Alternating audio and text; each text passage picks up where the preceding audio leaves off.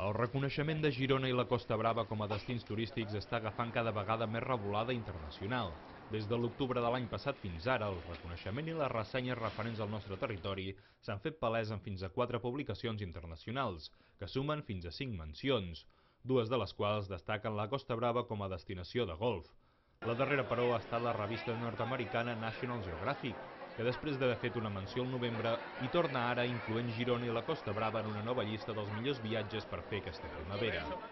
Entre els atractius, la publicació destaca el Festival Girona Temps de Flors, i de fet la destinació es presenta amb una foto de les escales de la catedral engalanades, que acompanyen diferents atractius de la Costa Brava, com el Parc del Cap de Creus, Calella de Palafrugell, la cuina experimental del celler de Can Roca o una visita en tren fins a Figueres per visitar el Museu Dalí.